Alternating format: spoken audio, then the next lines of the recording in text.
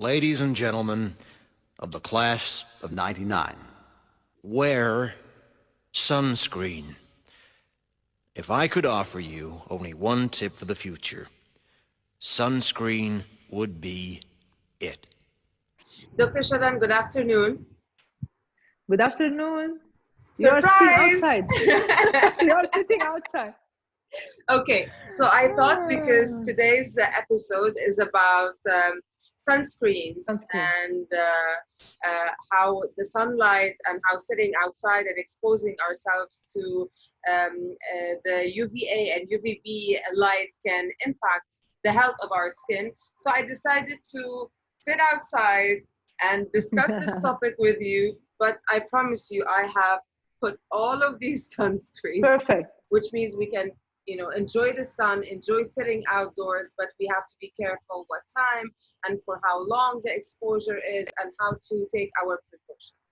So to begin with, in order to understand how sunlight damages our skin, we need to understand the UVA and the UVB light and how they impact the health of our skin respectively. I'm so happy to see you today. It's good that you are sitting in the shade because it's different from sitting directly in the exposure of the sun. Now, we know that the sunlight has a major impact on our skin. It can create cancer because it damages the genetic material in our cells, and it can make it out of control, and then it can develop skin cancer. And this is the most important thing that we need to be aware of. We don't say that we need to use sunscreens because we want to have a better skin only. No, because also avoiding sun exposure and also protecting your skin from the sun will help you to protect yourself from having skin cancer. This is number one. Now, UVB and UVA are two rays of the sunlight. Each one has a specific wavelength. For a very, very long time, it's well known that the UVB is the one responsible for skin cancer. It is the one that can create the sunburn, and it is the one that can lead directly to skin cancer when there is an accumulation of exposure.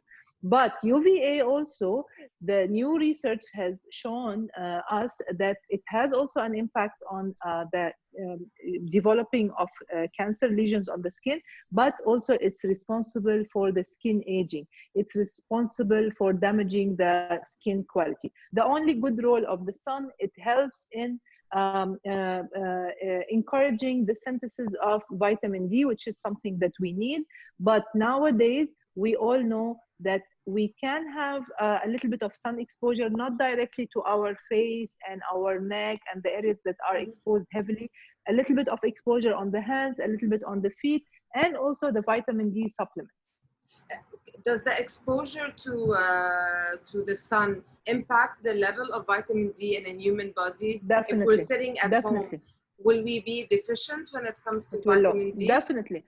Definitely, because it's required to be exposed to the sun in order to trigger the synthesis process of the vitamin D in our body. It's well known and recommended among the population to take supplements, regular supplements of vitamin D, to reduce the need for the sun exposure. Let's talk about sunscreens. Almost everybody that I know has this love and hate relationship with the sunscreens because it's very difficult to be able to pick the right sunscreen that doesn't feel oily, especially for women that love to wear a lot of makeup. They don't know how many times a day they should apply, what kind. Can you tell us a little bit more about sunscreens, their role, and how to pick the right sunscreen according to our skin type? Definitely. I will tell you something that is funny. I always tell my patients that sunscreen relationship is like love relationship. So if you don't have the right guy, you will feel that love is not a good thing. So it's exactly the same. something in the same meaning. So it's very important to know that all of us, ladies and males also, and men, need a regular application of sunscreen. Us as females needs more because for several reasons our skin is more sensitive to the sun. Now, which sunscreen should I use? I should use sunscreen that suits my skin. It means that if I have a dry skin, I can use a sunscreen that has a more creamy base, because in that case, it will help me hydrate the skin. This is very important. If I have an oily skin, or if I have something that we call the acne prone skin, that means the skin that has tendency to develop acne, it's very important, highly important to use sunscreen that is fluid, that is more watery, and also that has what we say the dry touch or the matte touch. There are few types of chemical sunscreens that can cause acne or can trigger even breakouts and new comedones on the skin. That's one of the problems that we might face, and that's why a lot of patients, they think that they cannot use sunscreen because until now they couldn't find something that they can apply under makeup. There are several types of sunscreen, but you need to have a help to know which exactly you can use. If you use a daily makeup, daily foundation, I usually recommend the tinted type of sunscreen that is SPF 50. That helps to reduce the need of using a foundation. So you will just have one step instead of two, and on top of that, you can apply the powder.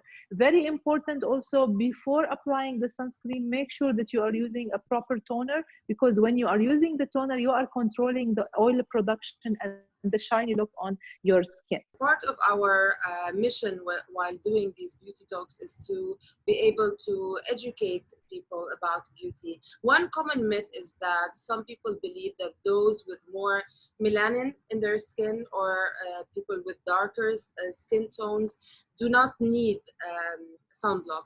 Can you tell us a little bit more about that? Who needs sunblock, and what kind of sunblock should women with darker skin tones use? Everyone needs sunscreen, but the type of sunscreen differ from one patient to another.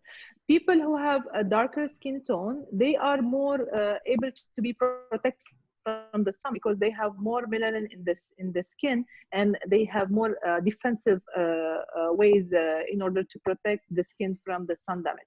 But if we are talking about skin aging, that's not the case, because skin aging will happen even if it's a dark skin.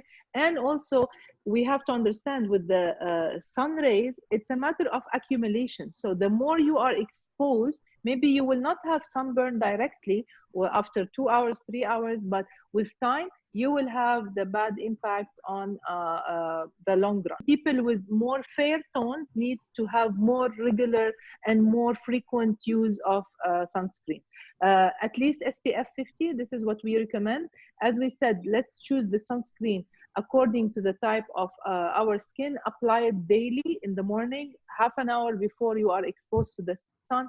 And if you want to have a super effective application of the sunscreen, you have to apply 2 thin layers of sunscreen in order to reach the number that is mentioned on the tube. If you apply only 1 layer, it will not be that efficient. If you have a darker tone of the skin, you can use a lighter one. SPF 30 is fine. You can use it at least once a day. No need to repeat regularly every 2 to 3 hours. Which one are you using now? Speaking of a thin layer, this is like a thin layer. This is a thin layer. I have been using Eltamed for the longest time, and it's one of the sunscreens that really helped me, and it's good for my skin type. Me and my father, we use this, and we ordered this online from the States, and it has worked magic for my skin. So it calms and it protects acne-prone skin, which means, you know, I have more fluid. I have an oily T-zone. It helps with that. It has transparent zinc oxide and UVA, UVB protection, and SPF 46. A lot of people don't understand really the SPF number. Can you tell us a little bit more about how high should the SPF be? And when we're looking for a sunscreen, is this the first thing that we need to look at, the SPF, or the other components in a sunscreen? It's one of the factors that we need to look at when we are choosing the sunscreen. The SPF is the sun protection factor.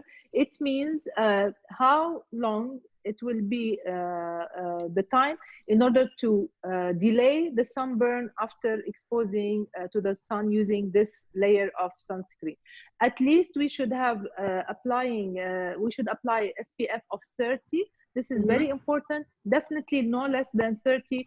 Above 30, we recommend the 50, but above 50, it's not that much of a difference. Like with the 31, you get a protection of around 94%. With the 50, it's 96%. So no need to go higher and higher. So it's not only the number. The composition, as you said, is very important. The items that you mentioned are physical sunscreens, and those are preferable.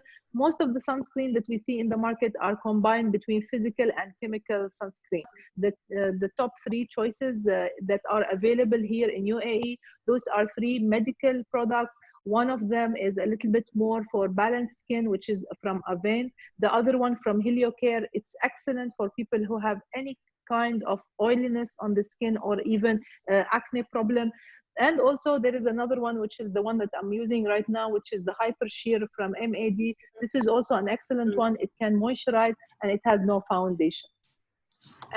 Also, Dr. Shadan, speaking of the BB creams and people that like to wear a lot of makeup, I discovered a range from Shiseido that is basically for women in the sports industry.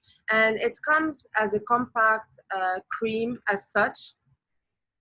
It's not really foundation, but it's tinted sunscreen and acts as a BB cream at the same time. It has color and the SPF of 50 plus. So usually if I wanna go for a walk on the beach, or if I have a shoot outside and I don't wanna apply makeup, but yet I want to have an even skin tone, I use the sunscreen. Then I use a little bit of this, and honestly, my skin is prepped and good to go. And I think these choices can really impact how healthy our skin looks. And like I was talking earlier in the past few episodes, the importance of putting sunscreen. It's very important to apply around the eyes. I just did that right now. Yes, we don't skip around the eyes. So I think you answered most of the questions of the viewers, but there is one question that was sent to my DM asking about the dangers of tanning in tanning beds, in tanning salons. If we don't want to expose ourselves to a natural sunlight, isn't the tanning beds as bad or even worse? Extremely dangerous. Extremely. Do not use the tanning beds. Those are a pure carcinogenic doses that you are taking for your skin. No more tanning beds. This is something that in the future it should be banned completely. And in a lot of countries they started banning such activities in like universities and in area that has younger generation, because what they are doing, you are being exposed to a high dose of the sun rays in a very short period, and you are there is a change of the type of rays that you are being exposed to. So with time you will have definitely a more exaggerated number one skin aging, and definitely it can be carcinogenic, and it can lead directly, it's well studied that it's a major direct factor of developing all types of skin cancer on the skin. Can sunscreen be applied on top of makeup? And any brand suggestion that isn't oily? No, the opposite. We apply the sunscreen before applying the makeup. It's also sometimes when you want to repeat and you have makeup, it's good to use those palettes that are sunscreen in the form of a powder, wet powder, if we can say. Everything is flying. It started becoming windy all of a sudden. I'm not only exposed to sunlight, but you know, this little baby interfered in our interview earlier, and there's another spotlight in my face. So I'm going to wrap this interview because I know if you see me and I have a few brown spots from sun damage, you would not be very happy. Dr. Shadan, thank you so much for another Definitely. interesting Thank talk. you.